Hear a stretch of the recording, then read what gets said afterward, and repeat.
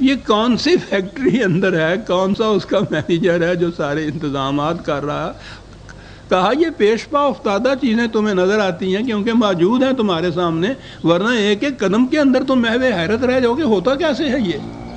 اور پھر جو میں نے کئی دفعہ یہ مثال دی ہے، قرآن نے مثال دی ہے کہ جوں جوں بچے کے اندر ہضم کی قوت زیادہ ہوتی چلی جاتی ہے، ماں کے دودھ میں وہ جو پانی کا مقدار ہے وہ کم ہوتا چلا جاتا ہے، دہنیت جسے اسے کہتے ہیں وہ زیادہ ہوتی چلی جاتی ہے، کہتے ہیں دودھ گاڑھا ہوتا چلا جاتا ہے۔ وہ گاڑھا کیا معنی ہوتا ہے؟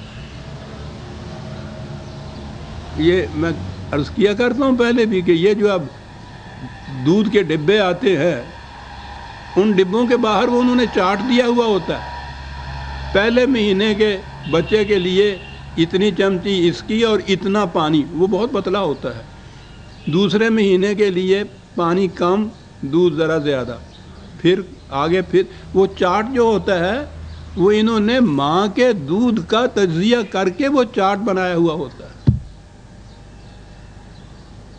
سائنس فالو کر رہی ہوتی ہے اس انتظام کو، اور جو ہی بچے میں دوسری چیزیں کھانے کے لیے قوت ہوتی ہے ہاضمے کی، یہ چشمے بند ہو جاتے ہیں کہ اب ادھر آؤ۔ کہا یہ ساری چیزیں تم دیکھتے ہو، اس سے تو تم انکار نہیں کرتے۔ تو ایک تو قرآن یہ مثال دیا کر، دوسری مثال ہوتی ہے یہ کھیتی کی۔ کھیتی کی مثال دو طریقوں سے وہ دیتا ہے، ایک تو یہ کہ تم زمین کے مالک بن کے دوسروں کو اس سے محتاج کیسے کر سکتے ہو۔ ہم نے زمین کو پیدا کیا تمام انسانوں کی پرورش کے لیے، کیا حق حاصل ہے کسی ایک انسان کو کہ وہ دائرہ کھینچ لے زمین کے اوپر، وہ کہے کہ یہ میری زمین ہے؟ ارے تیری زمین کیسے ہو گئی ہے؟ اور دوسرے اس سے پھر محروم ہیں۔ زمین پڑی ہوئی تو کوئی دیتی نہیں، اس میں تو کاشت کرنی پڑتی ہے، پھر دوسرے انسانوں کو تم اپنا غلام بناتے ہو اور کہتے ہو کہ چلاؤ حال تم اس کے، کرو کھیتی اس کے اوپر۔ سال بھر محنت کی کمائی، ان کی پسینہ نچڑ جاتا ہے ان غریبوں کا، اور اس کے بعد وہ آدھی، کم از کم آدھی اس میں سے فصل جو ہے تمہارے گھر پہنچ جاتی ہے۔ کس بنا پر؟ کہ اس زمین کے اوپر لکیر تم نے بنوا لی تھی پٹواری کے کاغذ میں، ملکیت کے خانے میں تمہارا نام لکھا ہوا، بس یہ حق۔ کہا کہ یہ تمہیں حق کیسے حاصل ہو گیا؟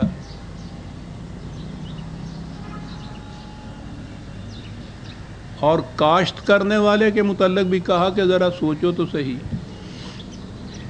یہ جو آگے آیات آ رہی ہیں یہ معیشت یا اکانومی کے ضمن میں بھی بڑی اہم ہیں۔ یہ زمین خدا کی، اب آئے کاشت کرنے والا۔ قرآن کا نظام یہ ہے، میں پہلے عرض کر دوں کہ معاوضہ یا صلہ محنت کا ہے، سرمایہ کا نہیں۔ زمین پہ لکیر کھینچ کے تم اس فصل کے مالک نہیں بن سکتے۔ پہلے تو زمین ہی تمہاری نہیں، وہ خدا کی ہے۔ اب آ جائیے اس میں، جب فصل کا جو کاروبار ہے، کاشتکاری جسے کہتے ہیں، کہا آؤ دیکھو تو صحیح اس میں تمہارا حصہ کتنا ہوتا ہے۔ اور یوں ایسے بات کرتا ہے قرآن جیسے دو بزنس والے آپس میں مشترک بزنس کریں اور کہیں کہ دیکھو بھائی تمہارا کتنا اس میں انویسٹ کیا ہوا ہمارا کتنا ہے۔ تو کہا کہ یہ کرتے ہو نا کہ جس حد تک جس کا انویسٹمنٹ ہوتی ہے اتنا ہی اس کو اس میں سے منافع ملتا ہے، سارا تو نہیں لے جاتا نا وہ۔ کہا آئیے اس کاروبار کے اوپر ذرا دھیان تو دیجئے۔ افرأیتم ما تحرثون، یہ جو تم کھیتی باڑی کرتے ہو، کاشت کرتے ہو، کبھی اس پہ تم نے غور کیا ہے؟ اَأَنْتُمْ تَزْرَعُونَهُ أَمْ نَحْنُ الزَّارِعُونَ، تم تو صرف اس میں ہل چلا کے زمین کو ہموار کر کے ایک دانہ اس کے اندر ڈال دیتے ہو، اس سے آگے تمہارے اختیار میں ہی نہیں ہوتا کہ اس دانے میں سے کونپل پھونٹے۔ کر لو جتنی کوشش کرنا چاہتے ہو، جو جی میں آئے کر لو، بتاؤ یہ جو فصل اگنی ہے اس میں تمہارا اتنا حصہ ہے کہ تم نے زمین کو ہموار کیا ہے اور اس کے اندر ایک دانہ ڈال دیا ہے، یہ تمہاری محنت۔ دانے میں سے کونپل، کونپل میں سے پودا، پودے میں سے فصل. کر سکتے ہو تم؟ یہ کون کرتا ہے؟ ہم نحن الزارعون، تم کرتے ہو یا یہ ہمارے قانون کے مطابق یہ کچھ ہوتا ہے؟ لو نشاء لجعلناہ حطاما فظلتم تفکہون انا لمغرمون بل نحن محرومون. لیکن اگر یہ نظام ہمارا نہ رہے دانے کو فصل میں تبدیل کرنے کا، یا کبھی ہنگامی طور پہ ایسا ہو جائے کہ بارش ہی وقت کے اوپر نہیں ہوتی ہی، لو چلتی ہے، تو ایک دانے سے 700 دانے بننے تو ایک طرف رہے، وہ جو تم نے بیج ڈالا ہے وہ بھی ضائع ہو جاتا ہے، اور تم ماتھا پکڑ کے بیٹھ جاتے ہو کہ ہماری محنت بھی گئی، ہماری بیج بھی گیا. کہا کہ اس تمہارے بیج کو اس طرح کے فصل کے اندر تبدیل کس نے کیا ہے؟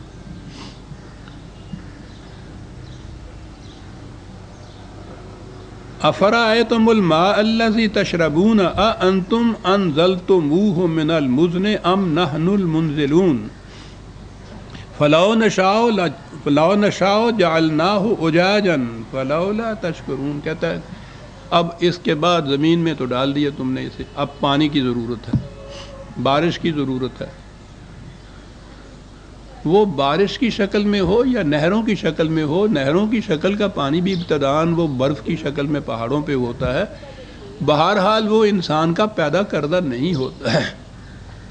کہا یہ بھی چھوڑو کہ تمہارا پیدا کردہ نہیں ہے، ذرا غور کرو کہ یہ بادلوں سے بارش جو برستے ہے، سمندر کا پانی، یعنی ساری دنیا میں غالباً 1/5 حصہ خشکی ہے، سمندر ہی سمندر ہے، لیکن وہ پانی یہ ہے کہ ایک گھونٹ پانی پی نہیں سکتے. پانی میں زندگی ہوتی ہے، اور سمندر کا پانی جو اس قدر لا انتہا مقدار میں ہے وہ مرگ آفریں ہوتا ہے. وہ ایک نظم ہوا کرتی تھی، water water everywhere not a drop to drink.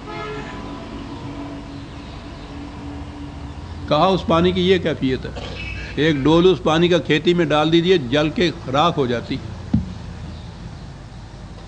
کہتا ذرا انتظام ہمارا سوچو تو صحیح. ایک دفعہ میں نے قرآن کے بیان کردہ اس انتظام کی تشکیل، پھر کیونکہ بات آ گئی ہے سامنے. سمندر میں یہ پانی پینے کے لیے یہ تمام ہمارے ہاں کا عرب کے ممالک یا خلیج فارس وغیرہ والے جو ہے ان کے ہاں بہت کمی ہے، پینے والے پانی کی بہت کمی ہے. سمندر کے کنارے پہ وہ ملک واقع ہے، ایک گھونٹ پی نہیں سکتے. انہیں پینے کے لیے ڈسٹل کرنا پڑتا ہے پانی سمندر کا، کشید کرنا جسے کہتے ہیں.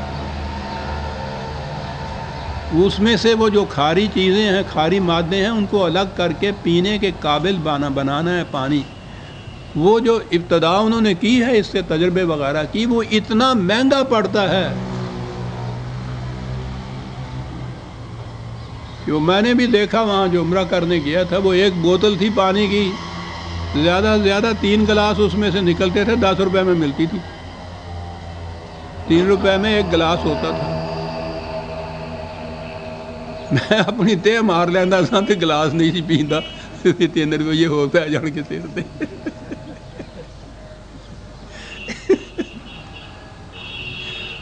وہ کشید کرنے کا ہے، وہ کہتے تھا وہ اتنی کاسٹ آتی ہے اس کے اوپر کہ اس سے کم دینے میں ہم افورڈ ہی نہیں کر سکتے. ایک گلاس پانی کا پینے کے لیے اسی سمندر کا پانی اس کو اس قابل بنانا، اور کھیتی میں دینے کے لیے پانی تو بہت زیادہ چاہیے. اگر کشید کر کے پانی کھیتی کو دیا جائے اور اس سے فصل ہو تو سارے ملک کی دولت گیہوں اگانے پہ صرف ہو جائے. کہا یہ چیزیں پیش پا افتادہ ہیں، تم چلتے پھرتے رہتے ہو، غور نہیں کبھی کر دے. سوچو تو صحیح، سمندر کا پانی کھیتی کو چاہیے ایسا جیسے ڈسٹلڈ واٹر ہوتا ہے، کشید کیا ہوا. ڈسٹیلیشن کی کیفیت یہ ہے کہ ایک گلاس پانی کشید کرنے کے اوپر وہ کہتے تھے جی ہم یہ کاسٹ کے اوپر نہیں دیتے، ہم اپنی طرف سے سبسیڈائز بھی کرتے ہیں. یعنی وہ 3 روپے میں پڑتا نہیں تھا ان کو، پتہ نہیں 10 روپے میں گلاس پڑتا ہے.